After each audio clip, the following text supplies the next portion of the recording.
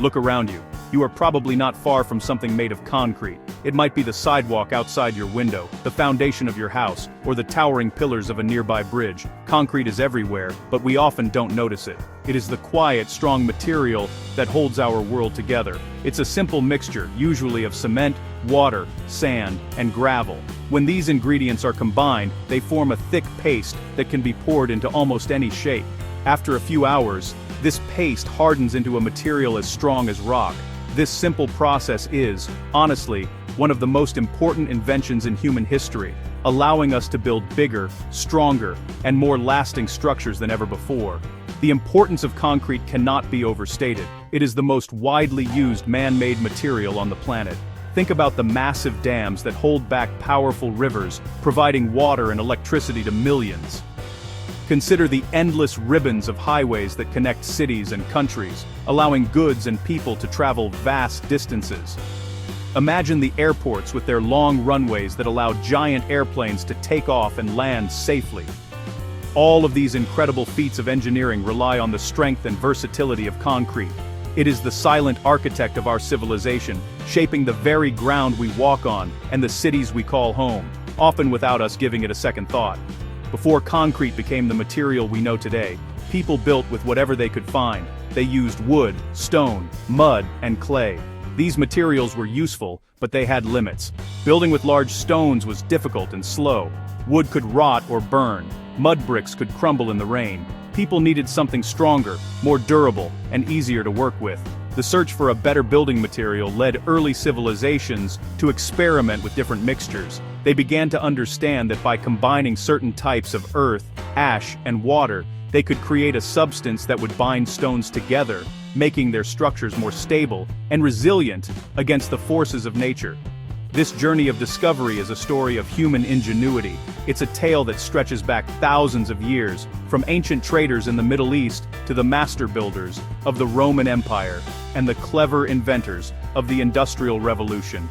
Each step along the way brought a new understanding of how to create and use this remarkable material. The story of concrete is not just about a building material. It's about our desire to build a better, safer, and more permanent world for ourselves. It shows how a simple idea, refined over centuries, can fundamentally change the way we live and interact with our environment, building a legacy literally set in stone. The story of concrete begins long, long ago, not in a modern factory but in the ancient lands of the Middle East. Around 12,000 years ago, hunter-gatherers in the region of modern-day Syria and Jordan began to build more permanent settlements. They discovered that by burning limestone they could create a fine white powder called lime. When they mixed this lime with water and sand, it created a plaster-like mortar. They used this early form of concrete to coat the walls of their simple homes, made of mud and sticks, making them stronger and more weather-resistant. They also used it to create smooth, hard floors, which was, honestly, a luxury in a world of dirt and dust. This was a huge step forward in building technology. A few thousand years later, the ancient Egyptians also became masters of using mortar. They are famous for their gigantic pyramids, which were built from massive limestone blocks. To hold these blocks together and to fill the small gaps between them, they used a mortar made from gypsum or lime mixed with sand. While this was not true concrete in the modern sense, it served a similar purpose. It acted as a strong glue, binding the stones into a single, massive structure. The Egyptians' skill with this material allowed them to build monuments so large and so precise that they have survived for over 4,000 years, standing as a testament to their incredible engineering abilities. The Egyptians used these binding materials for more than just their pyramids. They applied similar plaster to the walls of their tombs and temples, creating a smooth surface for their beautiful paintings and hieroglyphs. This mortar protected the stone underneath and provided a perfect canvas for their artists. The use of these cement-like materials shows that ancient builders understood the basic chemistry of minerals. They knew that by heating certain rocks they could change their properties and create a new substance with powerful binding capabilities. This knowledge was passed down and improved upon by later civilizations, laying the groundwork for even greater innovations. These early uses of concrete-like materials were revolutionary. For the first time, people were not just stacking stones on top of one another, they were creating a composite material.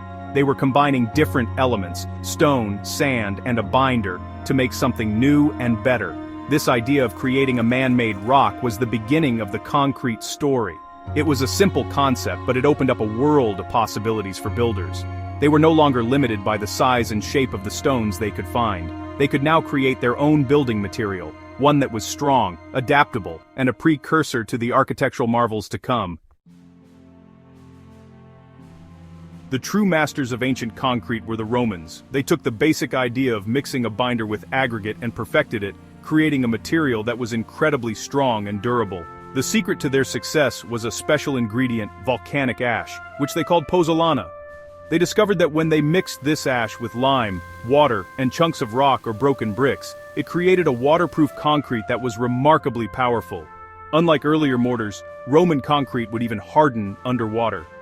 This was a real game-changer, allowing them to build structures that had never been possible before, such as sturdy bridges, massive aqueducts, and large harbors. This unique recipe made Roman concrete exceptionally resilient. In fact, many Roman structures made from this material have survived for over 2,000 years, often in better condition than much more recent buildings.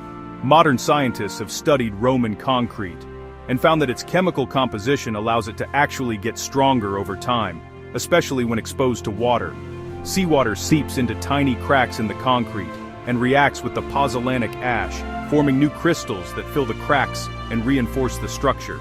This self-healing property is why Roman piers and seawalls have withstood the constant pounding of waves for centuries, a feat that modern concrete often struggles to match.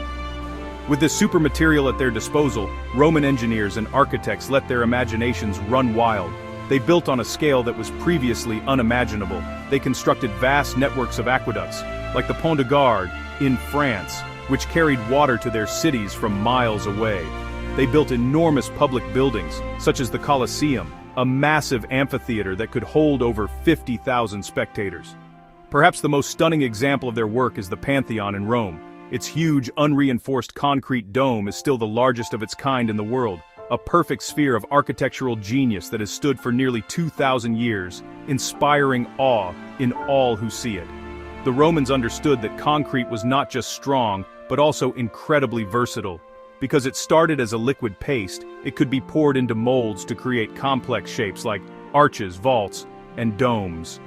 This freed them from the limitations of building with straight beams and rectangular blocks of stone. They could create vast, open interior spaces without the need for forests of columns. This architectural freedom, made possible by their mastery of concrete, is one of the Roman Empire's greatest legacies. They didn't just build structures, they shaped space itself, creating buildings that were not only functional but also breathtakingly beautiful. After the fall of the Roman Empire around the 5th century, much of their advanced knowledge was lost, including the secret recipe for their amazing concrete. Throughout the Middle Ages, building techniques in Europe, well, they actually went backward in some ways. While those magnificent Gothic cathedrals were built with stone, the quality of mortar was generally poor compared to what the Romans had used. Builders returned to using simple lime-based mortars that were weaker and, honestly, less durable. The sophisticated understanding of pozzolanic reactions disappeared, and for over 1,000 years, no one was able to create a building material with the strength and longevity of Roman concrete. Construction, once again, became a slow, laborious process of cutting and fitting stone. It wasn't until the 18th century that people began to seriously study and experiment with building materials again. The scientific spirit of the Enlightenment led engineers and inventors to question the old ways and search for better ones. An English engineer named John Smeaton was tasked with rebuilding the Eddystone Lighthouse off the coast of Cornwall, a structure that had been destroyed multiple times by powerful storms. He needed a mortar that could harden underwater and withstand the force of the waves. Through careful experiments, he rediscovered that mixing a certain type of clay with lime created a superior hydraulic cement, much like the Romans had used. His successful lighthouse, completed in 1759, stood for over 120 years. Smeaton's work sparked a new wave of innovation.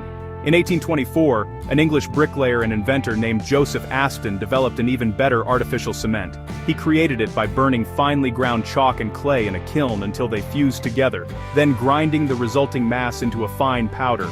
When mixed with water, sand, and gravel, it created an incredibly strong, stone-like material. He named it Portland cement because the resulting concrete looked like the high-quality building stone quarried on the Isle of Portland in England. This invention was a critical breakthrough. Portland cement was consistent and reliable, and it could be mass-produced, making high-quality concrete available for everyone. The final piece of the modern concrete puzzle fell into place in the mid-19th century with the invention of reinforced concrete. Builders realized that while concrete was very strong under compression, when it is squeezed, it was weak under tension, or when it is stretched or bent. A French gardener named Joseph Monnier, among others, discovered that by embedding a grid of iron or steel rods inside the concrete, he could overcome this weakness. The steel would handle the tension forces, while the concrete handled the compression. This simple but brilliant combination created a composite material that was strong, flexible, and capable of being used for almost any building project, paving the way for the modern construction boom. The invention of Portland cement and reinforced concrete, well, it completely transformed the world. As the 20th century began, cities started to grow upward instead of just outward. Reinforced concrete made it possible to build skyscrapers that reached for the clouds, supported by strong concrete skeletons. It was also used to create the vast infrastructure needed for modern life. Huge systems of highways and bridges were built, connecting communities and enabling the age of the automobile. The material's strength and moldability allowed architects to design buildings in new and exciting styles, moving away from traditional forms and embracing bold, modern shapes. Famous structures like the Sydney Opera House, with its soaring concrete shells, would be impossible without it. Concrete's importance was also seen during times of conflict. During the World Wars, it was used to build defensive bunkers, submarine pens, and factory floors, showcasing its strength and the speed at which it could be deployed. In the decades that followed, concrete became the go-to material for rebuilding shattered cities and for the rapid expansion of suburbs around the world. Its low cost and versatility made it the ideal choice for constructing everything from single-family homes and apartment blocks to schools, hospitals, and shopping malls. Concrete built the world we live in today, providing the very foundation for our homes, workplaces, and public spaces, often in ways we take for granted. However, the incredible success of concrete has come at a cost. The production of Portland cement is an energy-intensive process that releases enormous amounts of carbon dioxide, a major greenhouse gas. In fact, the cement industry is responsible for about 8% of global CO2 emissions. The mining of sand and gravel for concrete can also damage ecosystems and landscapes. As our awareness of these environmental problems grows, scientists and engineers are working hard to find solutions. They are developing green concrete by using recycled materials as aggregate and experimenting with new types of cement that require less energy and produce fewer emissions, ensuring the material has a more sustainable future. From the mud huts of ancient settlers to the gleaming skyscrapers of today, concrete has been a silent but essential partner in the story of human civilization. It's a material that has allowed us to conquer our environment, build lasting monuments, and create the complex, interconnected world we now inhabit.